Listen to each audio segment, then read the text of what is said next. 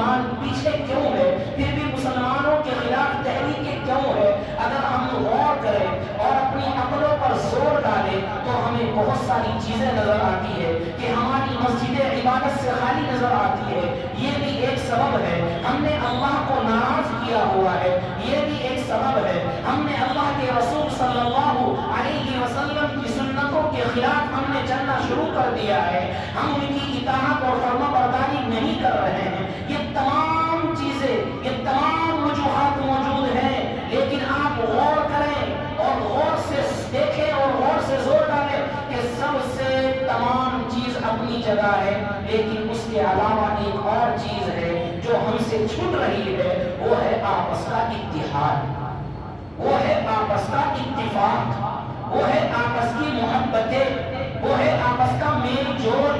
وہ ہے آپس کی رشتہ داری، وہ ہے آپس کی بھائی چارگی۔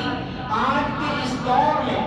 ہم لوگوں کو فرقوں کے اندر بانٹ دیا گیا، ہم ایک دوسرے کی مسجدوں میں نماز پڑھنے کے تیار نہیں، ہم ایک دوسرے کے پیچھے نماز پڑھنے کو تیار نہیں۔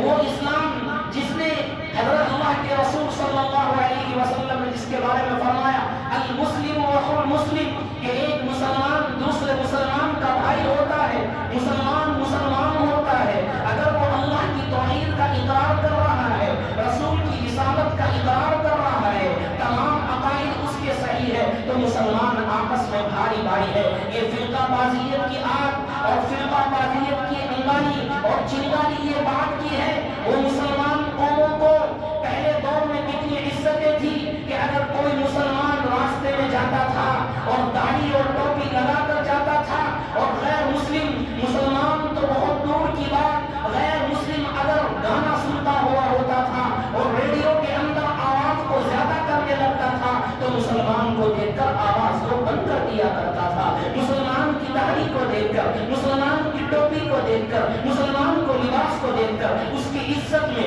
اس کے احترام میں، اس کے اکرام میں کوئی ناچ گانا اور گانا بجانا اور جو ہے گانا سننے کی کسی کی ہمت نہیں تھی۔ وہ مسلمان قوم کہ جس کی حکمرانی جنگلوں کے اندر تھی، وہ مسلمان قوم کہ مشرق سے لے کے مغرب تک اور شمال سے لے کے جنوب تک مسلمانوں کی حکمرانی تھی۔ آج کیا ہوا کہ 950 سال حکمرانی کرنے کے باوجود، پوری دنیا میں حکمرانی کرنے کے باوجود، پوری دنیا میں اپنی طاقت جھونکنے کے باوجود آج یہ دور آ رہا ہے کہ مسلمانوں کو آج رہنا سہنا مشکل ہو رہا ہے۔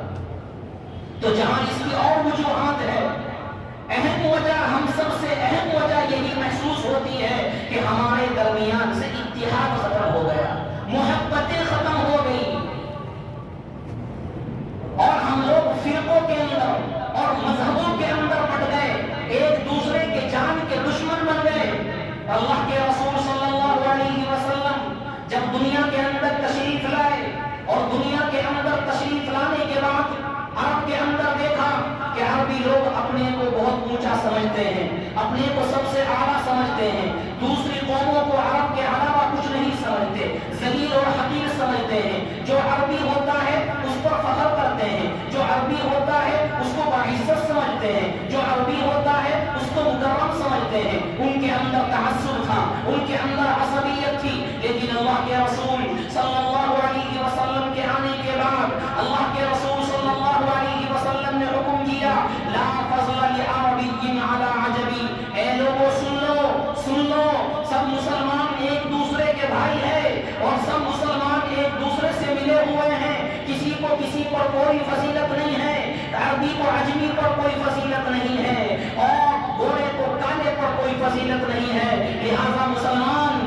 اللہ کے نزدیک سب ایک نظر میں ہیں، مسلمان سب بھائی بھائی ہیں، مسلمان سب محبت والے ہیں، لہذا کسی کو کوئی فوقیت نہیں ہے۔ اسی کو اللہ رب العزت نے ارشاد فرمایا یا ایھا الناس انا خلقناکم من ذکر و انثی وجعلناکم شعوبا وقبائل لتعارفوا، اے لوگوں ہم نے تم کو ایک ماں باپ حضرت آدم اور حضرت حوا سے پیدا کیا، تمہارے درمیان قبیلے بنائے، تمہارے درمیان خاندان بنائے، یہ قبیلے، یہ خاندان